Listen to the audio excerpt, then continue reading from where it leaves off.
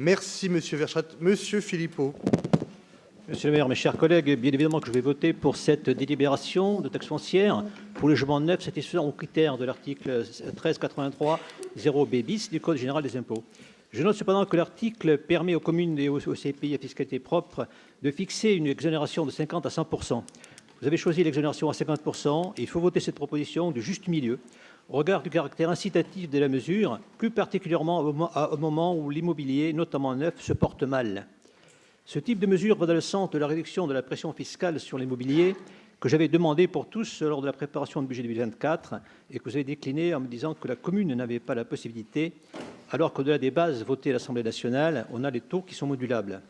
À cette occasion, également, dans l'esprit de recherche de mesures voisines de nature à renforcer l'économie locale, et notamment les commerçants et artisans, je voudrais appeler votre attention sur l'effet positif qu'aurait la gratuité du stationnement en ville le samedi.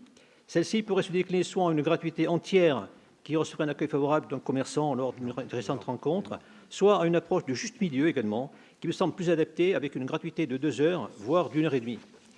Cette première heure de parking qui est actuellement en place est gratuite, qui est gratuite, donne satisfaction à tous, mais peut ne pas correspondre à tous les besoins de stationnement de l'ensemble des Rémois. Une telle mesure permettrait de contribuer à établir un peu plus d'égalité entre nos commerces de centre-ville au sens large et les grandes enseignes, qu'il s'agisse des hypermarchés sur les marges de la ville ou des supermarchés qui sont dans la ville elle-même et qui disposent de parking. Merci.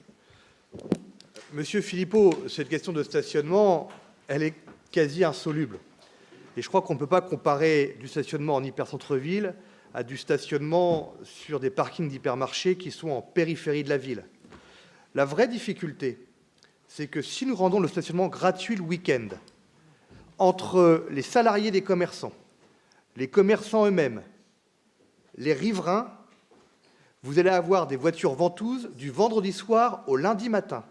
Et qu'est-ce que l'on recherche dans un centre-ville et même dans des quartiers commerçants, ça peut être des faubourgs et des quartiers, c'est de la rotation pour qu'il y ait une possibilité de se garer plus facile et qu'on évite aussi de tourner de façon permanente dans la ville et donc d'émettre un certain nombre de gaz.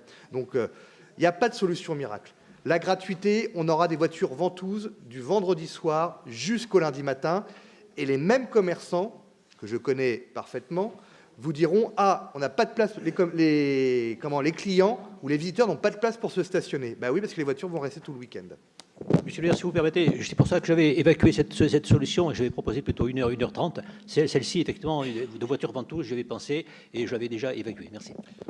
Mais on a déjà la demi-heure gratuite dans nos parkings CPA et je pense que cette mesure, et qui d'ailleurs avait fait débat au sein de ce conseil municipal, je vous le rappelle, lors du premier mandat, cette mesure répond justement, pas en partie, oui, en partie,